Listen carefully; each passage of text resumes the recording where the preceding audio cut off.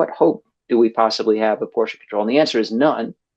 And we see the results of that pandemic obesity worsening year in, year out for decades.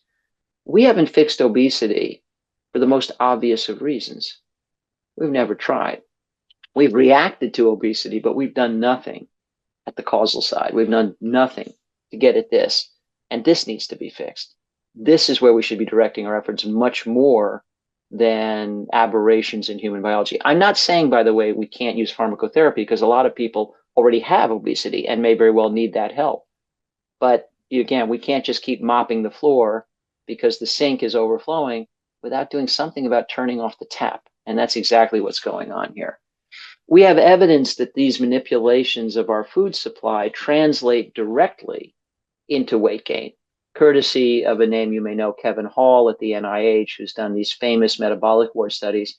This one in particular, where he compared ultra-processed food, and we're hearing a lot about that these days, courtesy of the work of Carlos Monteiro at the University of Sao Paulo in Brazil, who gave us the NOVA classification, which defines ultra-processed food.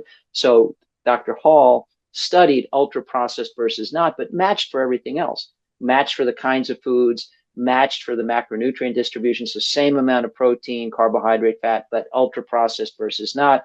And all by itself, ultra-processing resulted in 500 extra calories per day, which in turn resulted in weight gain, which leads to another important point. Calories matter. Yes, calories count. You may have heard, pseudo erudition on this topic. Is a calorie a calorie? Do calories count?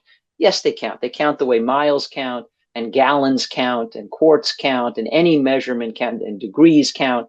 It's a unit of energy, and the amount of available energy obviously matters, particularly in a biological situation where surplus energy is put into storage, namely as body fat. Now, the source of the calories and the quality of the food delivering the calories obviously also matters. What a false and silly distinction. Is it the calories, or is it the foods delivering the calories? The only reasonable answer to that question is yes.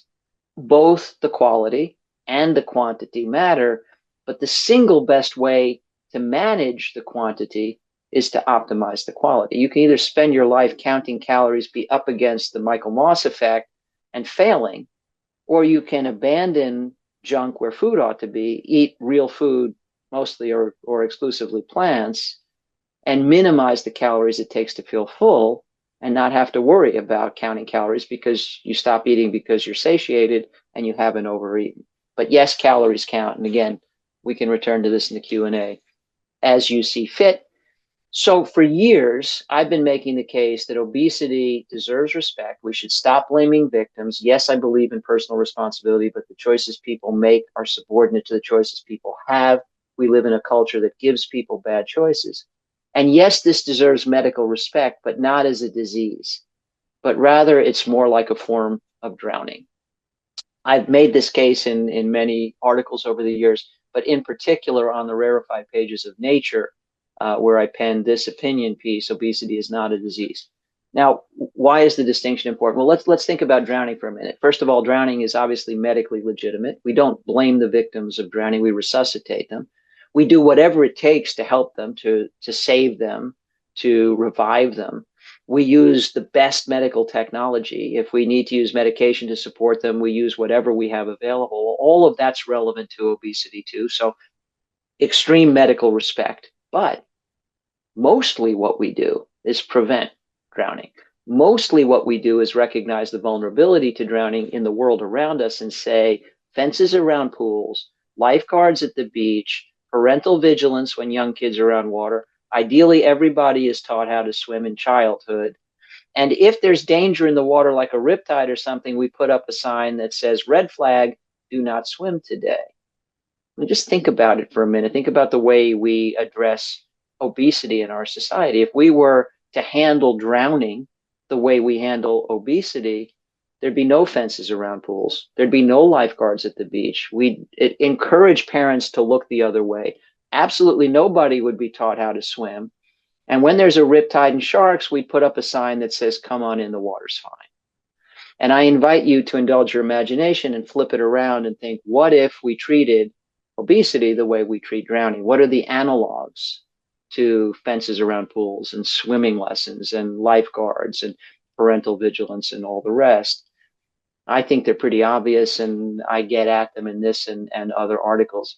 So I've argued, nobody's paying any attention, by the way, but I've argued for years we can have medical legitimacy and direct the remedies to pandemic obesity to the right causes in the food supply in the world around us too, if we classify this, even medically, even in terms of medical coding for reimbursement, as a form of drowning. There's drowning A in water, and there's drowning B in hyperpalatable calories, junk where food ought to be, in labor-saving technology. I see obesity that way, but I'll leave it there and move on, except to note that thinking this way points in the direction of far better remedies than just drugs and surgery.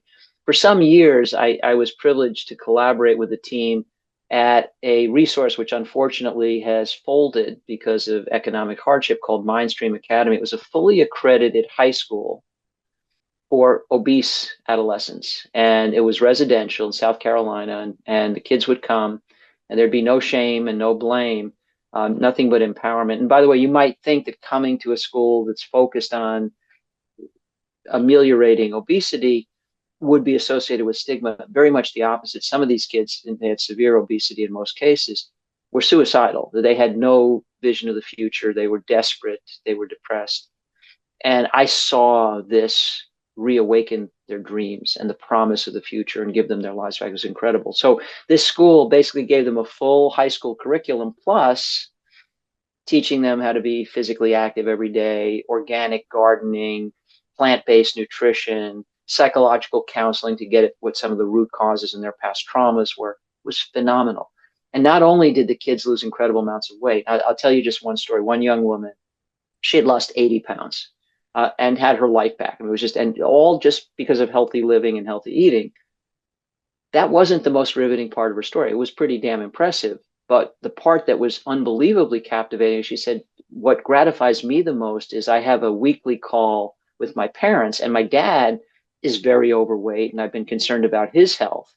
And I'm simply sharing what I'm learning here. And over my time at this school, my dad, back at home and wherever he was, Minnesota or something, has lost 40 pounds. I've lost 80. He's lost 40 because I'm coaching him. The beauty of paying it forward. Nobody's paying GLP-1 drugs forward. Nobody's paying bariatric surgery forward. I'm not saying they're bad things. I'm just saying they don't reverberate the way diet and lifestyle can.